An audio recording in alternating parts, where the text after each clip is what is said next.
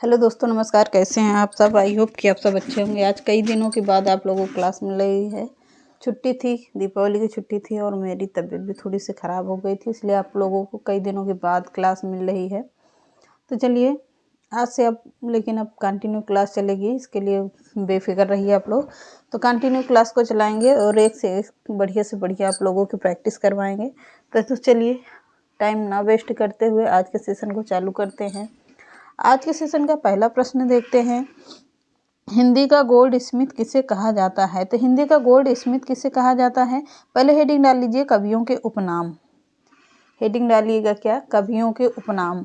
तो पहला प्रश्न है, हिंदी का गोल्ड स्मिथ किसे कहा जाता है? तो हिंदी का गोल्ड स्मिथ किसे कहा जाएगा?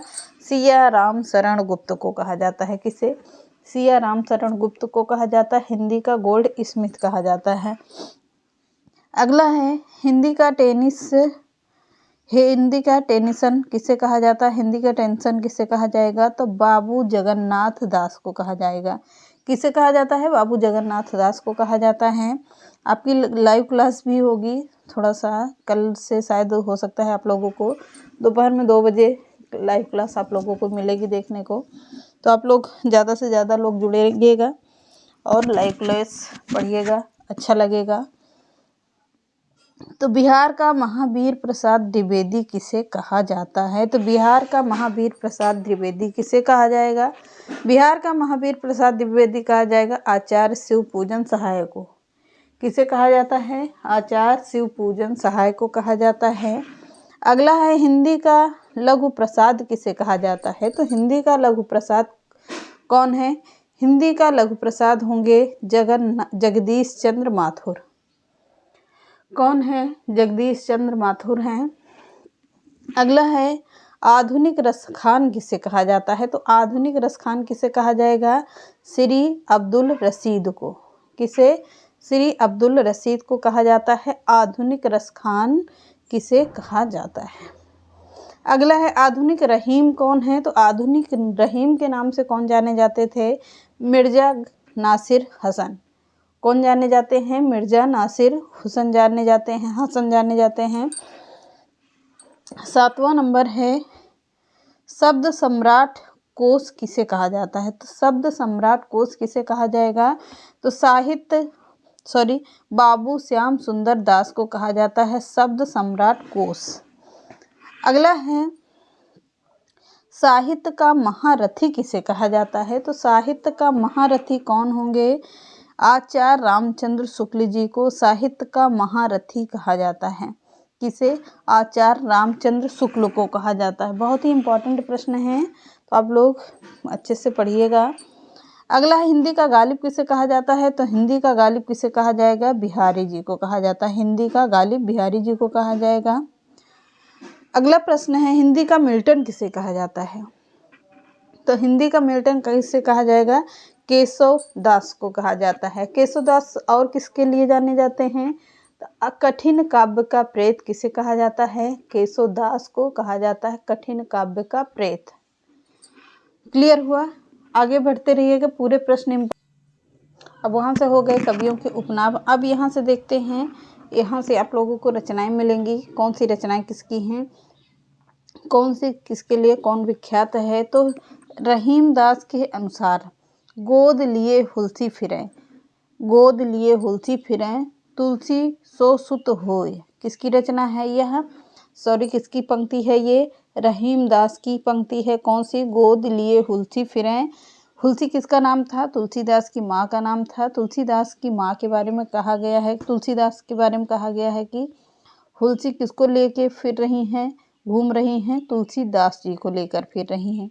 रहीम दास के अनुसार है, गोद लिए हुलसी फिरें, तुलसी सो सुत होए। तुलसी सो सुत होए किसकी रचना है, किसकी पंक्ति है? रहीम दास की पंक्ति है। अगली पंक्ति है अयोध्या सिंह उपाध्याय हरिऔध जी के अनुसार, कविता करके तुलसी।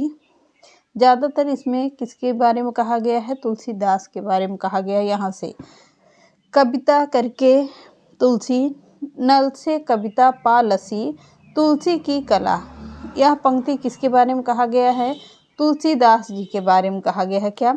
कविता करके तुलसी नल से, कविता पा लसी तुलसी की कला। अयोध्या सिंह उपाध्याय हरिऔध की पंक्ति है जो तुलसीदास के बारे में कहा गई है।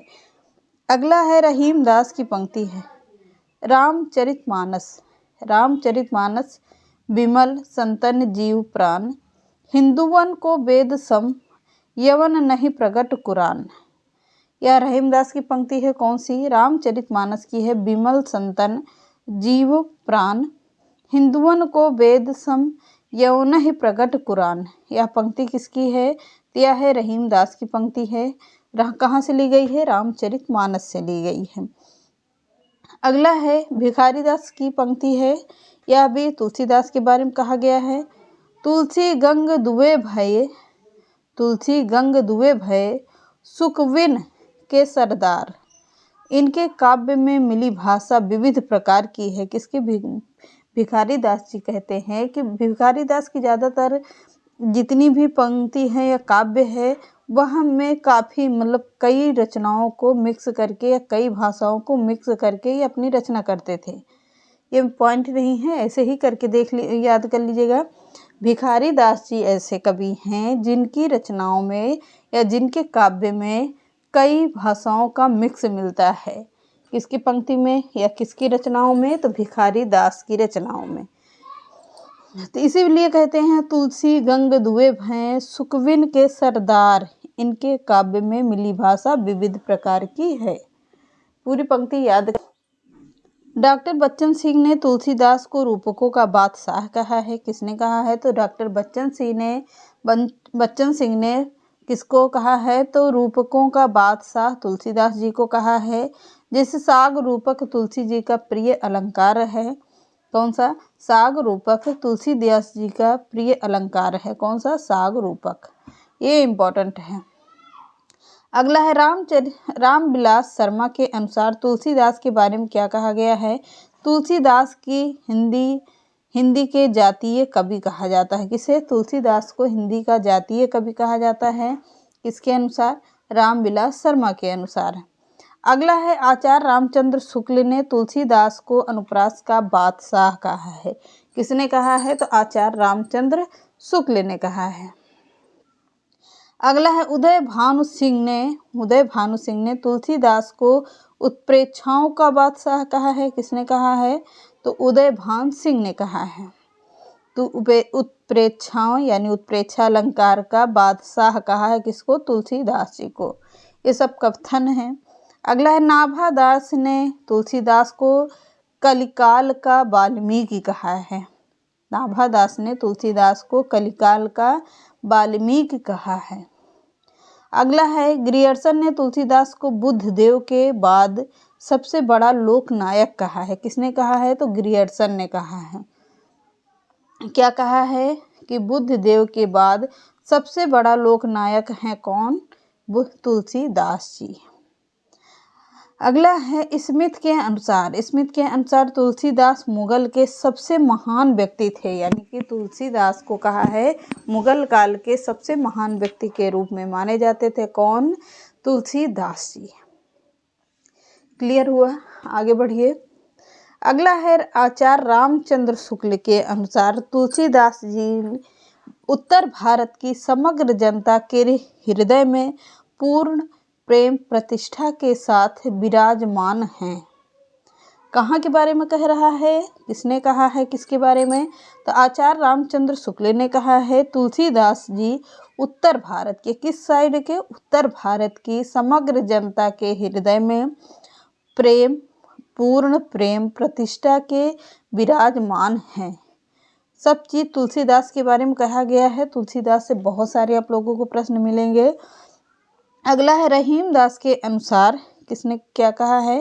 गोद लिए हुलसी फिरें तुलसी सो सुत होए। किसके बारे में कहा गया है?